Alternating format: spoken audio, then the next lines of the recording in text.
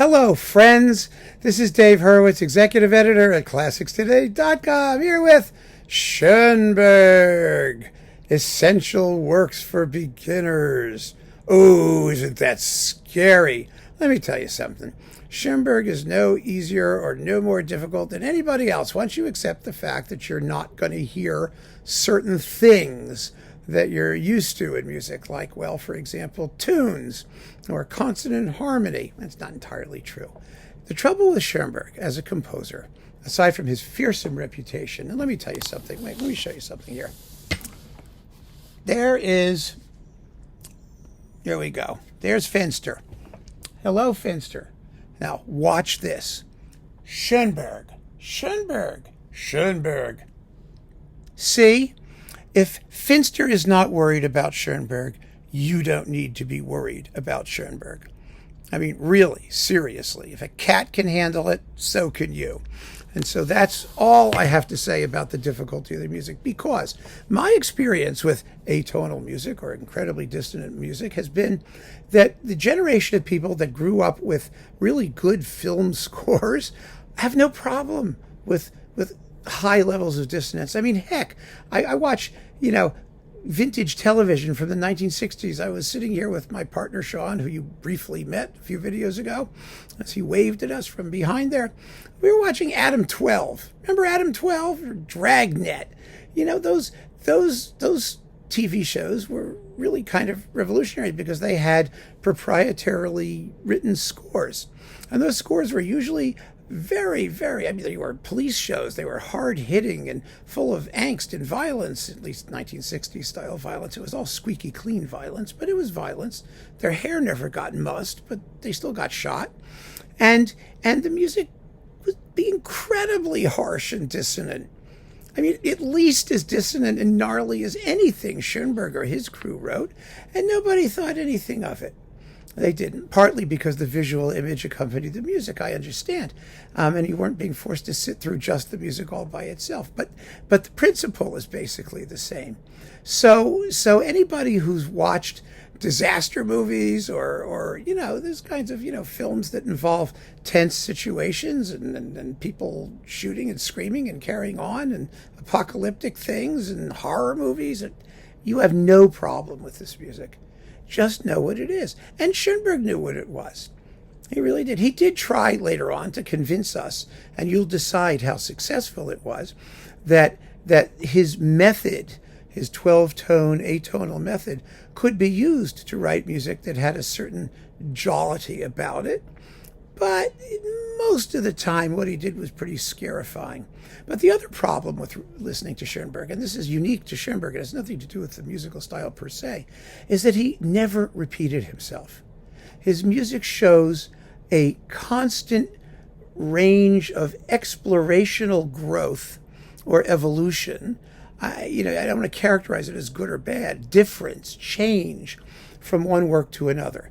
And that makes it very hard to get a grip on him, because once you think you like something and you know what it is he did, and you've assimilated whatever style he's used, and he used several, the next work may sound nothing like it. And that's a genuine thing. That's a genuine problem. It comes from his nature as a questing soul and as a very, very serious artist. So, either you can get used to that or you can't. And if you can't, it's okay. Go on to something else. It's perfectly fair. No one says you have to like everything, and you don't have to force yourself to spend hours and hours listening to somebody whose various styles you don't find congenial. I mean, that's just okay. It's life. So, assuming you're curious about Schoenberg, and the reason to be curious about Schoenberg is because he really was a fascinating musical voice who wrote wonderful music in a variety of styles, here are 7 works that will introduce you to the various types of music that he wrote. His music's, there are like 4 basic styles in Schoenberg. There's the late romantic, yummy style. There's the chromatic sludge style, on the way to the free atonality style, which led eventually to the 12-tone, rigorously systematic, neoclassical but atonal style. Those are sort of the 4. And he could write in any of them throughout his career. And he did. You know, he was very, very direct about that. Not all of his music was written in whatever style. Everyone assumes that his music is unilaterally gnarly and nasty. But one of the wonderful things about getting to know him better is to understand the various styles in which he worked and see which ones appeal to you, if any of them do. I find all of his music to be challenging, because that's the kind of composer he was. It doesn't matter what style he adopted. It was going to be challenging. And that's, I think, the best way to approach him. Prepare to be challenged, but be open to all of the different ways in which he challenges you. So there you go. That's the intro. Now let's talk about the music. First, I'm starting with not, his easy romantic stuff, but with the 5 pieces for orchestra, which are marvelous. These 5 pieces were written in 1909. And remember, in 1909, Mahler was still alive and still composing. Richard Strauss was going like gangbusters. We were going to hear things like Der Rosenkavalier. Stravinsky was writing on the way to writing The Firebird and Petrushka. There's a lot of great music being written at that time. And then Schoenberg came out with this piece, which shocked the universe. It really did. Mahler, who was a friend of Schoenberg, heard it and said, I have no idea what this is about, but I stand by him. That was Mahler's view of it. I mean, I don't think Mahler actually ever heard it. I think he only saw it in score. But anyway, in any case, because it wasn't premiered, I think, until around 1912, Schoenberg decided to he just called 5 pieces. Each one has a title. The titles are extremely evocative. There's premonitions. It starts with premonitions, and then there's the past. It's just pretty normal, and then something called Farben, colors, which has a subtitle something like Summer Morning on the Lake or something like that, Summer Day by the Lake. It's a fabulous piece consisting entirely of texture. Dissonant, slowly shifting textures that change color, instrumental color. There's no tune. There are no themes. It's just something that foreshadows a lot of what the contemporary avant-garde did, but it does it so much better than so many of those people. Possibly because it's short, it's marvelous. Then comes peripetia. Peripetia, it's that Greek thing that means impending doom, a change of fortune, usually from good to ill, over the course of a tragedy, and it's scary. And then there's the endless recitative, the conclusion, which is it's a giant melody, an atonal melody, but that is it's in steady rhythm, and it's really and that's how it ends. Very, very interesting and curious works, but they have titles. You won't have any problem understanding what they are, and the only issue is, do you accept the harmonic style, the level of dissonance, the free use of dissonance, and the avoidance of traditional melody? I think it's just marvelous. I think it's a wonderful work. And it's a great way to get into Schoenberg. Much better, I think, than some of his earlier tonal or chromatic sludge period things, because it's short and it does exactly what it says it does. So next, after that, A Survivor from Warsaw. This is another short piece. It's only about 10 minutes long. It's hair-raising. It's a gut-wrencher. It's brilliant. It's written for narrator, male choir, and orchestra on a text by Schoenberg, who briefly converted to Christianity, and then about a decade later, in the face of Hitler and Nazism and whatnot, and he wound up living in California, for many years until after the war. He returned to Judaism. And he wrote this piece on hearing about the horrors of the Holocaust. And it's one of the most moving and gripping things. It talks about a man who the Nazis thought that they'd killed, who he thought was dead. He had passed out, or he was unconscious for whatever reason. And he slowly woke up to witness the survivors of the Warsaw Ghetto Uprising being herded into the cattle cars to be taken to Auschwitz. And as they were forced into these cattle cars, the male choir, the prisoners began singing the Shema Yisrael, Hear, O Israel, the Lord our God, the Lord is one, the defining prayer of the Jewish faith. And he has the setting of it, which is completely atonal, of course. And it ends with the way it began, with, literally the cattle car doors slamming shut. It's something else. It's an amazing, amazing work. You can't doubt its emotional truth, its sincerity, its mastery of writing for the voice, and one of the few pieces with a narrator that's tolerable, really tolerable. And gosh, it's great. It's really, it's not happy. It's desperately, grippingly tragic. But in 10 minutes, it gives you a real hit in the solar plexus. And if you like music that has that kind of impact, that kind of brutal, hair-raising impact, then you got to hear it. It's a masterpiece. And that, I think, those two works actually are wonderful introductions to Schoenberg's art generally, I think. They really are. So after that, we're going to take a step back to his most popular work, Verklärte Nacht, Transfigured Night. Now, Verklärte Nacht is a tone poem. It's a half-hour-long tone poem, originally written as a string sextet, which was also arranged for string orchestra. And it's based on an absolutely silly expressionist poem. I think Ludwig Daimel was the poet. I don't know. It's about some guy and some woman, and they're wandering around, and she's pregnant, and there's a moonbeam that's like shining on her uterus, and the baby's not his, but somehow he comes to accept it, and the moon keeps shining. Moons are always, there's a lot of moonosity in expressionist music at the turn of the 20th century. There's more to come, actually. But in this case, the night becomes transfigured, and the whole piece is this sort of yearning, suspended, we call it chromatic because it's technically it's in D minor, D major, but you don't hear that so much because there's so many other notes in the harmony that have nothing to do with the keys of D minor and D major, and that's what makes it chromatic. It's an outgrowth of the style that Wagner pioneered in his opera Tristan and Isolde, that causes this feeling of unceasing unrest and yearning and yeah. So after 25 minutes of that, that's why I call it chromatic sludge. It's actually very beautiful. It is. But the performance has to really convey this sense of urgency and underlying unease and whatever, in order for it to be really tolerable. Then suddenly the mists clear, and what's his name says he likes his pregnant girlfriend, and the baby's fine, and everything's going to be great. And so the harmony becomes pure D major, and it's a fabulous moment. It really is. It's worth the 25 minutes it takes you, or 20 minutes to get there. And then the rest of it unfolds in this transfigured night. The title really sells the piece. It really does, let's face it. It's the best thing about it in some ways. But it's a beautiful work.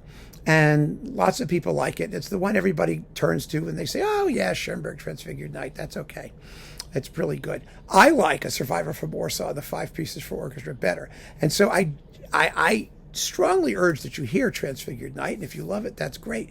But don't feel an obligation to regard it as like the greatest thing he ever wrote before all hell broke loose and he started to be atonal, because it's just not what happened.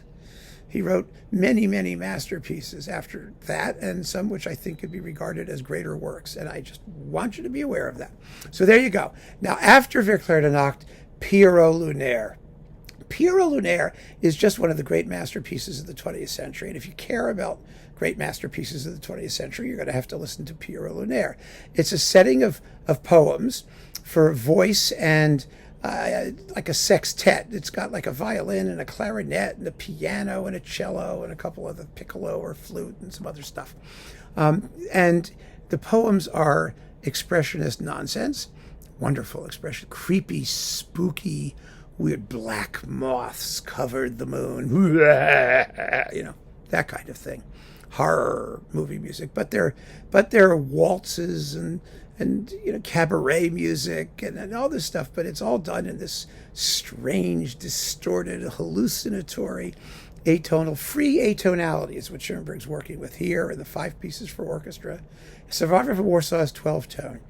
But the 5 pieces and Pierrot Lunaire are freely atonal, meaning meaning doesn't subscribe to a system. There's just no traditional harmony. And boy, is it fun. The voice parts are notated in what Schoenberg called Sprechstimme or Sprechgesang, either one. It's essentially sung speech, where you don't really sing, but you don't really talk. You speak at different pitches, like "Hello, how are you today?" Things like that, in rhythm of the notes, and it's really, really, really something special.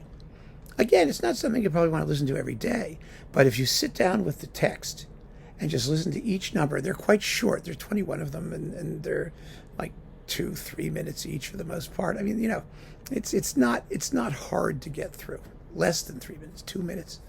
It's not hard to get through at all. You just have to accept the idiom and read the words, which are deliberately crazy, and it's fabulous. Absolutely fabulous. So after Pierrot Lunaire, let's try the Piano Concerto. The Piano Concerto is probably Schoenberg's most approachable, large, abstract instrumental 12-tone composition, if you want to call it that.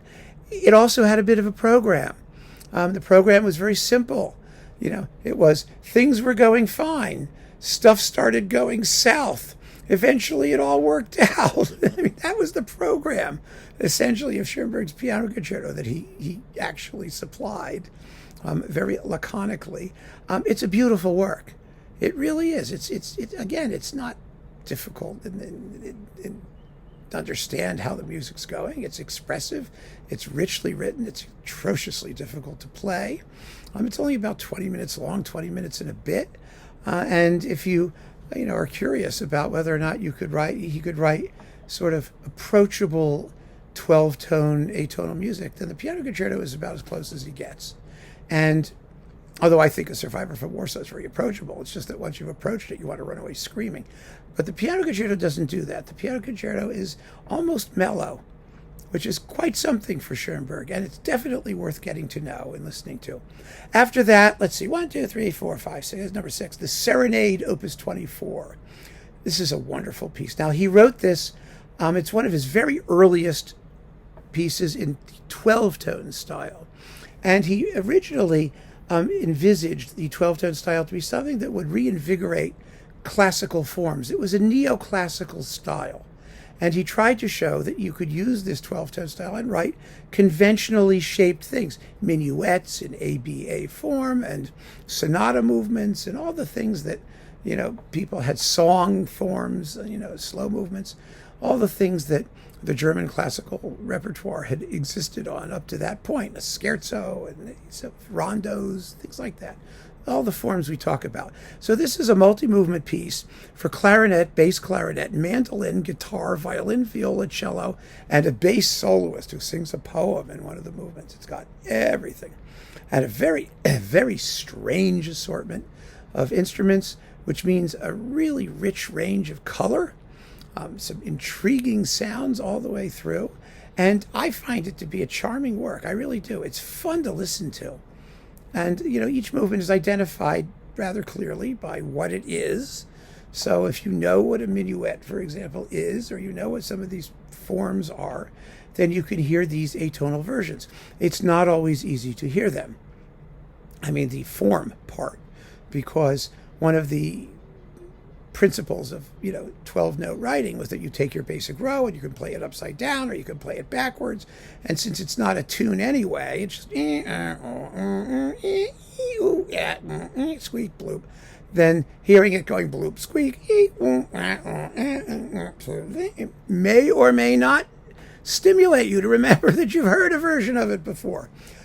That's a terrible oversimplification. I'm making a little fun of him, truthfully, because the whole point of selecting your 12-tone row, aside from the fact that it ensures that you'll have very little normal harmony or melody, is that you choose it because the notes relate to each other in ways that create certain tonal tensions that give the music its character, depending on how you deploy which version of the row that you use and how you use it, and how much repetition you allow yourself and whatnot. But this is a wonderful work to get to know that style, in which you can get to know that style. It's immediately expressive and and fun even. I dare say Schoenberg would never have said that he had no sense of humor at all, at least that I've noticed.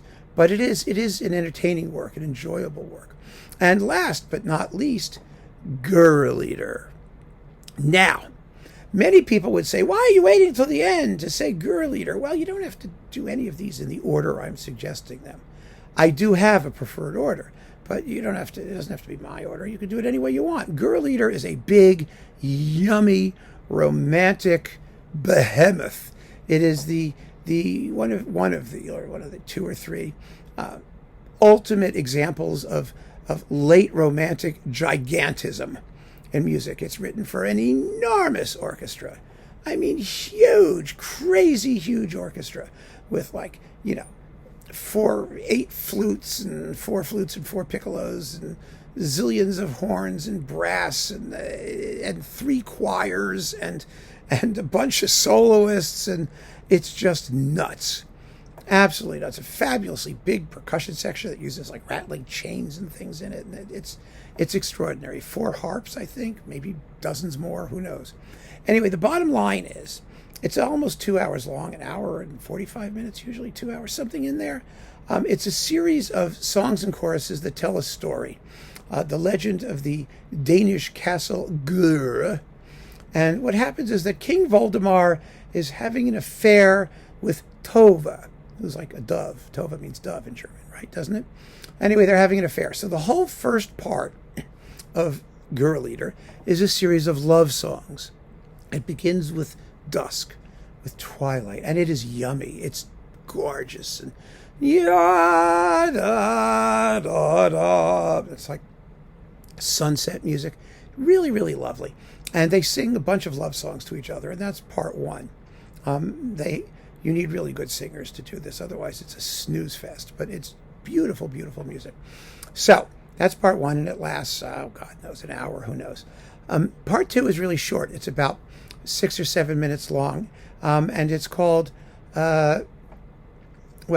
it's what happens. Well, let me give you a little bit more backstory here. So they sing a bunch of love songs. There's this passionate interlude, love music interlude thing. Then comes something called the Song of the Wood Dove. It's like, Wagner has these forest murmurs where the little birds can sing, and Siegfried understands them. So this little bird comes flipping along and tells Voldemar that Tova, his beloved, is dead. She was poisoned by the jealous Queen Hedwig. I think that's her name. Anyway, so she's dead, and it's all terribly upsetting. And that's how part one ends. Now, in part two, Voldemar is very upset at Queen Hedwig, and he curses God. It's like, Franck's tone poem, Le Chasseur Maudit, where there's like a curse. You blaspheme, and you get punished. You get punished for your blasphemy. And so the punishment is part three. And it's really, really loony. I mean, what happens is that Voldemar and his men are condemned to hunt throughout eternity, usually pursued by demons or something. But it's not how the way it quite ends. But that's sort of what's going on. At the beginning of part three, there's a fool. His name is Klaus the Fool, and there's a narrator who talks, and his Voldemar and his men, they do the hunt. The hunt is like the demon hunt through the countryside. It's very demonic and hunty-like. It's a giant male choir and all that stuff. And then finally, there's this narrator thing that was written much later, actually, in Schoenberg's Sprechstimme style, although it's still very tonal. It's very listenable and beautiful and warm and luscious and romantic. And then, so the sun comes up, and the sun comes up, and everybody praises the sun, and they extol the beauty of the sun, and the sun is just sunalicious and sunly, and it ends with the glorious return of daylight and warmth and beauty and all that stuff, with an enormously crazy big climax. And that is Gurrelieder. It is typically crazy, huge, late romantic, grandiose thing, and it's performed a lot more than it used to be, but it's always a little rare because it's terribly expensive to do. You've got to get millions of people. It's bigger than Mahler's Eighth Symphony. I mean, it's just huge and fun. It really is. I mean, it's fun. It's fun to listen to, but it's kind of long for its material. Schoenberg, one of the beauties of his later style was its concision. He understood that if you're going to, after his chromatic sludge period, that if you're going to write, atonal music, it usually needs to be fairly brief. And his later works are that. They're concise. There's nothing as crazy and egomaniacal as the Gurre-Lieder, but it is fun. It is a great piece to listen to when you have time. I put it at the end of this list because it's long. It requires a lot of concentration. You got to sit there with the text, or else it's pretty to listen to without following the words at all. It's beautiful music, but it really helps to know what the screaming is about. And and if you're going to sit there and go through this whole rigmarole with Tova and the wood dove and the spirit, the demonic hunt thing, and the crazy fool and the speaker son thing, and I think that takes a lot more energy than it does to listen to the 5 pieces for orchestra or a survivor from Warsaw. And I'm curious to see how you feel about it. So there it is. That is my recommendation for beginners on essential works by Schoenberg. And I just want to stress, although I treat him sometimes with kid gloves and take it humorously, he was really, really a great composer who wrote astounding music that's well worth getting to know. And what's more, once you do get to know it, you'll really feel good. It really rewards you. It does. It rewards you for having put in the effort, for having understood and appreciated what he's trying to convey, because he's special. I mean, no one else did what he did in this way that he did it, and it's worth knowing. That I can assure you. So keep on listening, friends. Thanks so much for joining me. Take care.